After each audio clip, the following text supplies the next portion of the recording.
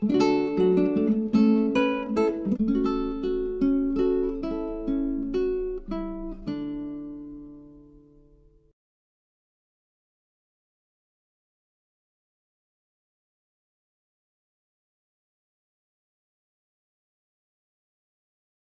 hermanos, muy buenos días.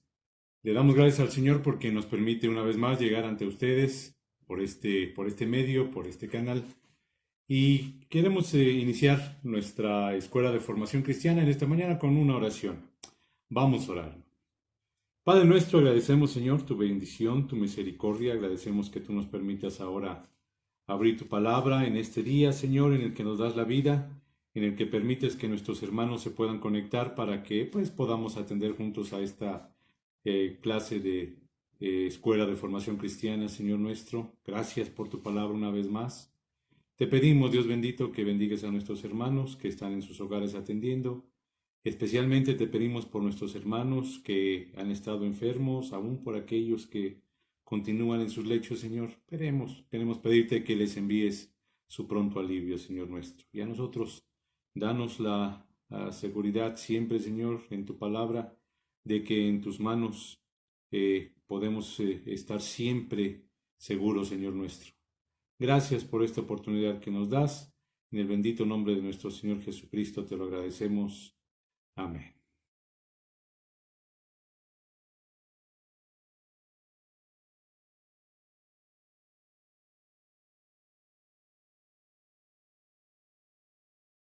Pues mis estimados hermanos, antes de entrar de lleno a nuestra clase, pues quiero ofrecerles una atenta disculpa por la clase del domingo pasado.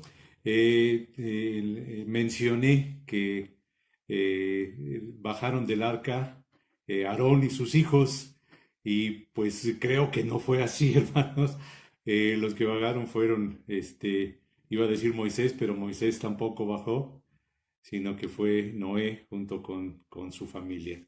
Y bueno, hermanos, pues discúlpenme, se me pasó ese dato. Yo creo que estaba pensando mucho en Aarón y sus hijos, y es por eso que lo mencioné. Aunque también lo hice para ver, hermanos, si ustedes estaban atentos a la clase, a ver si estaban atendiendo. Y creo que sí estaban atendiendo, hermanos, porque sí me llegaron algunos mensajes, específicamente de mi amigo y mi hermano, mi estimado hermano Omar Montaño, el que me indicó pues que sí, que efectivamente Aarón no bajó del arca. Y hermanos, nuevamente una disculpa. Así me pasaba seguido cuando estuve grabando Rápidos y Furiosos allá en Hollywood. A veces se me olvidaba el guión, hermanos, entonces pues ya a veces me cuesta un poquito de trabajo retener todo.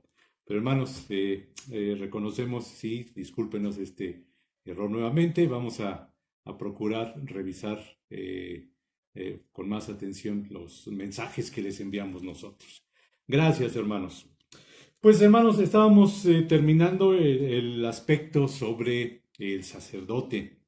Habíamos visto domingos anteriores, pues, toda la distribución del tabernáculo.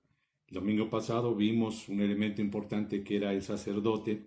Y, hermanos, Dios mismo también estableció determinados momentos, determinadas fechas en las que se debería de hacer un sacrificio especial, precisamente para eliminar, podemos decirlo así, para limpiar los pecados de todo el pueblo, incluyendo, hermanos, a los sacerdotes. Debemos recordar esto, hermanos, los sacerdotes eran humanos, seguimos siendo humanos. Entonces, para el sacerdote también debería de haber un momento para que él reflexionara, para que él hiciera sacrificio por sus propios pecados y por los de su familia. Entonces, este era un día muy especial, muy particular, y lo encontramos, hermanos, en Levítico capítulo 16, y es de hecho todo el capítulo, hasta 16, del versículo 1 hasta el versículo 34. Y vamos a resaltar algunos aspectos, hermanos, de este día tan especial. Este día, como nos dice incluso en el título que se le ha agregado aquí, dice el día de la expiación. Este día, hermanos, era muy importante, se realizaba una sola vez al año y era lo que se conocía y que, bueno, actualmente todavía se conoce como el Yom Kippur. El Yom Kippur es precisamente el día de la expiación, el día que nos dice aquí en que se cubren los pecados. De ahí viene esta raíz, Yom Kippur, de cubrir, de tapar, de ya no ver más algo. Y en este caso es el pecado. Entonces, hasta la fecha, hermanos, todavía se sigue festejando este día en el pueblo judío. Quizá es el día más relevante para todo este pueblo. Hermanos, Aarón, en su oficio de sumo sacerdote, debería de estar al frente en esta ocasión para celebrar este sacrificio tan particular. Hermanos, recordemos también que Aarón, en este aspecto, era un tipo de Cristo, porque él iba a ofrecer el sacrificio, él iba a dar el sacrificio por todo su pueblo. Recordemos, hermanos, que pues en el Nuevo Testamento se cumple pues este antitipo con Jesucristo, porque Él es el verdadero y el eterno representante del pueblo de Dios. El sacerdote efectivamente representaba ante Dios a su pueblo, pero con nuestro Señor Jesucristo pues representa a Él no solamente a un pueblo, sino a toda la humanidad, a todos aquellos en particular que creen en su nombre. Entonces, en el capítulo 16, hermanos, tenemos este momento tan especial, el día de la expiación. Recordemos, hermanos, que expiar algo, en este caso, expiar las culpas, es pagar por todo lo malo que se ha hecho. Pagar de diferentes maneras, puede ser en un aspecto económico, puede ser en un castigo, puede ser en una retribución, en una compensación. Entonces es reparar, es pagar por ese daño que se ha hecho. Y en este caso, pues el daño que se hacía era el pecado que se presentaba delante de nuestro Dios y por eso Él instituyó un día en el que ese pecado iba a ser cubierto, iba a ser pagado con una ofrenda especial. En el capítulo 16 nos dice al principio, hermanos, habló Jehová a Moisés, versículo 1, después de la muerte de los dos hijos de Aarón, cuando se acercaron delante de Jehová y murieron. Un hecho trágico que ya habíamos comentado, hermanos, acerca de los dos hijos de Aarón, pues en el que pues, ofrecieron algo que no deberían de hacer. Y con esto, hermanos, también el pueblo que debería de saberlo, Jehová le dijo a Moisés, di a Aarón, tu hermano, que no en todo tiempo entre en el santuario detrás del velo, delante del propiciatorio que está sobre el arca, para que no muera, porque yo apareceré en la nube sobre el propiciatorio. Entonces, hermanos, el sacerdote no podía estar entrando y saliendo al lugar santísimo en el momento que él quisiera, sino únicamente cuando Dios se lo manifestara. Cuando Él lo estableciera, así debería ser. Y en este día, hermanos, el sumo sacerdote iba a ofrecer sacrificios muy particulares. Pero antes de ofrecer esos sacrificios, debería, como nos dice en el versículo 4, se vestirá la túnica santa de lino y sobre su cuerpo tendrá calzoncillos de lino y se ceñirá el cinto de lino y con la mitra de lino se cubrirá. Son las santas vestiduras, con ellas se ha de vestir después de lavar su cuerpo con agua. Hermanos, en este momento, Aarón no se viste con las ropas que generalmente se acostumbraba a verlo. No lleva ni el pectoral, no lleva el efod, lleva una vestidura sumamente sencilla, hermanos. ¿Por qué, hermanos? ¿Por qué llevará esta vestidura, Aarón? Porque cuando va a estar delante de Dios en este momento tan particular, debe entrar de una manera sencilla, humilde e incluso algunos escritores le llaman penitente. Aarón hacía expiación, hermanos, por él y por su familia. Si vemos el versículo 6 nuevamente dice, y hará traer a Aarón el becerro de la expiación que es suyo, y hará la reconciliación por sí y por su casa. Debería presentarse pues de una manera digna, una manera humilde, y también debería de ir pues limpio, hermanos. Recuerdo mucho que hace muchos años un pastor nos dijo que pues cuando se hablaba de las ropas que se utilizaban, pues que eran ropas bonitas, eran ropas nuevas a veces, decía, ay, traes la ropa de domingo, porque decía que el domingo era el día en que nosotros nos presentábamos delante de nuestro Dios con toda la congregación y pues íbamos limpios, nos presentábamos de la manera más, podríamos decir, decorosa delante de nuestro Dios y por eso le decía que era ropa de domingo, una ropa particular, limpia, agradable. Entonces Aarón hacía este sacrificio por él, hermanos, y por su familia, y se presentaba delante de nuestro Dios.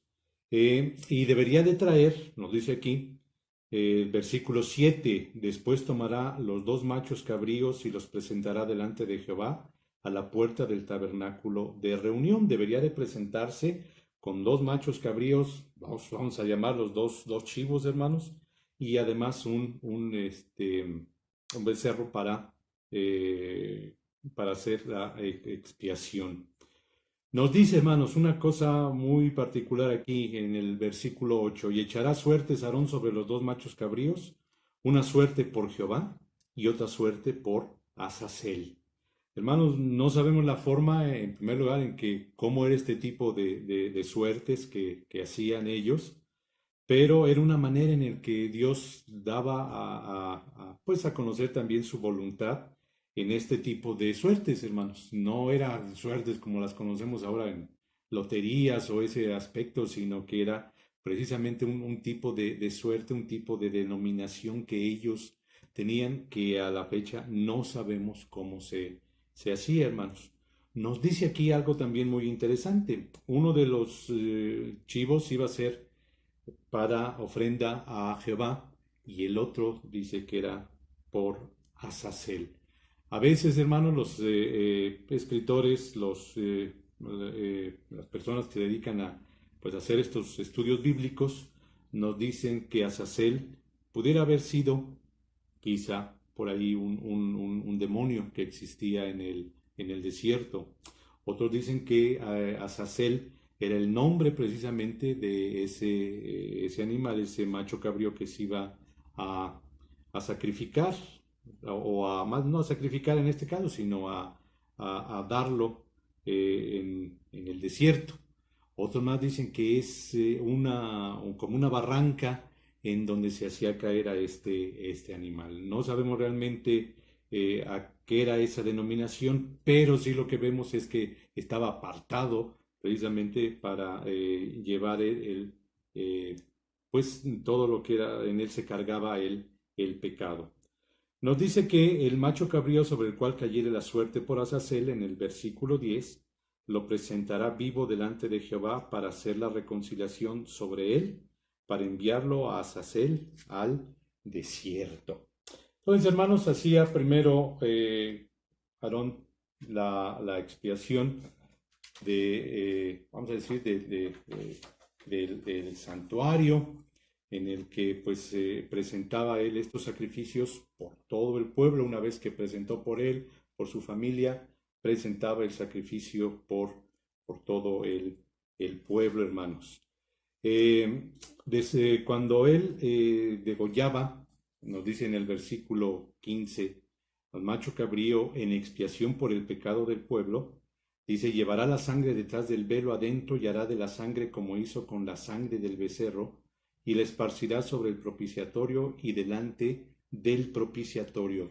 Cuando ofrecía él el becerro, la sangre la llevaba directamente al lugar santísimo y decía que allí hacía pues una expiación por este lugar. El versículo 16 nos dice, así purificará el santuario a causa de las impurezas de los hijos de Israel, de sus rebeliones y de todos sus pecados. De la misma manera harán también al tabernáculo de reunión, el cual reside entre ellos en medio de sus impurezas. Es decir, que todo lo que había ahí, hermanos, inclusive los objetos, deberían de ser limpiados, deberían de ser purificados. Ujú. ¿Qué pasaba con el chivo, el macho cabrío, que era para Sacel, hermanos? ¿Qué pasaba con este animal? Versículo 20 nos dice, cuando hubiere acabado de expiar el santuario y el tabernáculo de reunión y el altar, hará traer el macho cabrío vivo, y pondrá Aarón sus dos manos sobre la cabeza del macho cabrío vivo, y confesará sobre él todas las iniquidades de los hijos de Israel, todas sus rebeliones y todos sus pecados, poniéndolos así sobre la cabeza del macho cabrío, y lo enviará al desierto por mano de un hombre destinado para esto. Con anticipación se había designado a alguien, hermanos, que llevara a este macho cabrío, que era Azazel, para que él llevara todo el pecado del pueblo, lo llevara lejos de donde estaban las tiendas de reunión, donde estaba el tabernáculo. De ahí viene una expresión, hermanos, que conocemos actualmente y que es el chivo expiatorio. Es decir, a alguien que quizá no haya hecho nada, le echan la culpa, le cargan a él las culpas y por eso dicen que ese es un chivo expiatorio, lo están utilizando como un chivo. Este chivo pues se iba al desierto, hermanos, no regresaba al campamento. Dice aquí que una persona lo llevaba, quizá lo dejaba ir o lo llevaba específicamente, algunos dicen que a ese lugar donde iba a ser echado a un precipicio, un barranco, no se sabe bien, hermanos, pero ese chivo llevaba los pecados, vamos a decirlo así, de manera simbólica, de todo el pueblo. Era una pues ceremonia que debería hacerse cada año, hermanos. Eh, Todo lo que se debería de hacer, hermanos, todas estas actividades y sobre todo los sacrificios, deberían de hacerse única y exclusivamente en el santuario que Dios indicó. Nos dice aquí en el capítulo 17, el versículo 7, que era una práctica común esto que en otros pueblos, dice, y nunca más sacrificarán sus sacrificios a los demonios, tras de los cuales han fornicado. Tendrán esto por estatuto perpetuo por sus edades. Algunos hacían sacrificio fuera del tabernáculo y luego lo traían para que fuera santificado dentro del tabernáculo, hermanos. Entonces, esto no podía ser así. Y por último, hermanos, igualmente en el capítulo 17, en el versículos 10 en adelante, hay una prohibición muy, muy clara. El título incluso nos dice que les estaba prohibido, hermanos, comer sangre. Nos dice el versículo 11, porque la vida de la carne en la sangre está, y yo os la he dado para hacer expiación sobre el altar por vuestras almas, y la misma sangre hará expiación de la persona. Un versículo anterior, el 10, nos dice, si cualquier varón de la casa de Israel o de los extranjeros que moran entre ellos comiere alguna sangre, yo pondré mi rostro contra la persona que comiere sangre y la cortaré de entre su pueblo. Hermanos, aquí debemos hacer un paréntesis. Aquí está hablando literalmente de comer la sangre. Era una práctica, hermanos, en muchos pueblos en que cuando se mataba un animal, se comían la sangre. Cuando iban de casa, se iban sobre el animal y veían su sangre porque decían que eso les daba la fuerza y el espíritu de ese animal. Entonces es una práctica común que Dios mismo está prohibiendo. Y dice claramente no comer sangre. Hermanos, esto no tiene nada que ver con las transfusiones. Hay algunos grupos, hermanos, que dicen precisamente esto, que una transfusión es equivalente a comer sangre y no es verdad, hermanos. Entonces hay que tener mucho cuidado con estas situaciones, porque nos pueden llevar incluso a pues ver que algunas personas por no ponérseles sangre, bueno, pues se mueren. literalmente. Entonces, aquí Dios lo prohíbe precisamente por esas razones, ¿sí? Y hermanos, pues vemos nosotros aquí que hay pues directrices claras que Dios ha puesto al hombre, específicamente en el santuario, en lo que era el tabernáculo, todo lo que esto implicaba, las ceremonias, los sacrificios, porque todo ello, hermanos, estaba apuntando hacia lo que vendría más adelante, hacia el sacrificio que haría nuestro Señor Jesucristo. Hermanos, y entonces tenemos aquí contrastes cuando vamos a ver el tipo y el antitipo en la palabra de Dios. En el Antiguo Testamento se hacían muchos sacrificios, hermanos. Nos vemos aquí que diariamente se hacían sacrificios. ¿Cuántos serían? Pues innumerables, hermanos. Se hacían muchos sacrificios todos los días. En nuestro Señor Jesucristo, cuando Él viene, fue necesario solamente un sacrificio por siempre. En el Antiguo Testamento, el sacerdote, el sumo sacerdote, debería hacer un sacrificio por sí mismo y por su pecado. En el Nuevo Testamento, hermanos, no se necesitó un sacrificio para sí mismo para que quitara el pecado, porque nuestro Señor Jesucristo nunca tuvo pecado.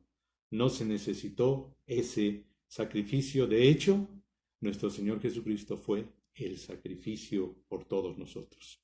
El sacerdote entraba al santuario con sangre, vamos a decir, sangre ajena, sangre de los animales que se sacrificaban. Nuestro Señor Jesucristo se ofreció a sí mismo, no ofreció sangre ajena, sino derramó su propia sangre por nosotros. El sumo sacerdote entraba al santuario, un santuario que era hecho de manos, y entraba una sola vez al año en el lugar santísimo. Nuestro Señor Jesucristo entró al santuario celestial una sola vez, y no salía y entraba como el sumo sacerdote, sino que Él entró una vez también y por toda la eternidad, para siempre. El sacerdote, el sumo sacerdote, salía siempre del lugar santísimo. Nuestro Señor Jesucristo ahora permanece ahí, en ese lugar santísimo. Está con nosotros además y abrió el camino precisamente para que todos entrásemos a la presencia de nuestro Dios. Él no tuvo que entrar y salir, sino que con una sola vez, con su sacrificio, bastó para que nosotros pudiéramos llegar hasta ese lugar santísimo. ¿Cuántos sacerdotes había, hermanos? No sabemos, pero eran muchísimos, había muchos aaronitas. En la venida de nuestro Señor Jesucristo fue necesario un solo sacerdote, sumo sacerdote, que es eterno y que es inmutable. El sacerdocio únicamente fue dado en el Antiguo Testamento, hermanos, para los aaronitas, en este caso la tribu de Leví, y ellos seguían sus normas, sus reglas. Pero, hermanos, nosotros encontramos en Hebreos 7, de versículos 14 y 15, que nuestro Señor Jesucristo era un nuevo sacerdote de la orden de Melquisedec, no era de la orden de Leví, sino que venía directamente de esa línea. Y este Melquisedec, ¿quién es? Sino un sumo sacerdote del Dios Altísimo. Entonces, incluso nuestro Señor Jesucristo era de otra tribu, la tribu de Judá, y a ellos no se les había dado el sacerdocio. Pero Dios, con todo su poder, con todos sus designios, Él lo hizo sacerdote eterno del orden de Melquisedec. Hermanos, el sumo sacerdote hacía una intercesión temporal por todo su pueblo. Sin embargo, nuestro Señor Jesucristo ha hecho una intercesión que es eterna. Nunca acaba delante de nuestro Dios. Podemos decir también, hermanos, como vemos en Hebreos, que el ministerio de un pacto que había hecho Dios con el hombre, caducó. Es decir, se hizo viejo, se hizo obsoleto, pero el ministerio de nuestro Señor Jesucristo fue perfecto, por cuanto permanece para siempre. Hebreos 8, versículos 6 al 13. Y hermanos, no solamente fue un sumo sacerdote, sino él mismo fue una ofrenda delante de nuestro Dios. No solo murió por su pueblo escogido, hermanos, sino que resucitó y nuestro Señor Jesucristo vive y vivirá eternamente para interceder por todos nosotros. Hermanos, si vamos a Hebreos, vamos a Hebreos capítulos, es el capítulo 7, versículos 26 y 28. Nos dice, porque tal sumo sacerdote nos convenía, santo, inocente, sin mancha, apartado de los pecadores y hecho más sublime que los cielos, que no tiene necesidad cada día, como aquellos sumos sacerdotes, de ofrecer primero sacrificios por sus propios pecados y luego por los del pueblo, porque esto lo hizo una vez para siempre, ofreciéndose a sí mismo. Y entonces, hermanos, le damos gracias a nuestro Dios, porque nos proveyó de este sumo sacerdote, un sumo sacerdote eterno, hermanos. Un sumo sacerdote que, como dice aquí, no tiene pues necesidad de estar entrando y saliendo, sino que intercede eternamente por nosotros. Y hermanos, finalizamos con Hebreos 4, 14 al 16. Nos dice, por tanto, teniendo un gran sumo sacerdote que traspasó los cielos, Jesús, el Hijo de Dios, retengamos nuestra profesión, porque no tenemos un sacerdote que no pueda compadecerse de nuestras debilidades, sino uno que fue tentado en todo según nuestra semejanza, pero sin pecado. Acerquémonos, pues, confiadamente al trono de la gracia para alcanzar misericordia y hallar gracia para el oportuno socorro. Hermanos, Jesús es nuestro sumo sacerdote. Y no solamente eso, hermanos, Jesús es nuestro amigo. Y queremos nosotros, pues, recordarles, hermanos, que podemos acercarnos, como nos dice aquí, confiadamente al trono de la gracia. Y con ello sabemos nosotros que alcanzaremos misericordia y hallaremos gracia para el oportuno socorro. Hermanos, con esto cerramos nuestro tema sobre el tabernáculo. Agradecemos al Señor que pues nos haya permitido estudiarlo y queremos desear que pues sea de gran provecho para sus vidas. Que el Señor les siga bendiciendo, hermanos.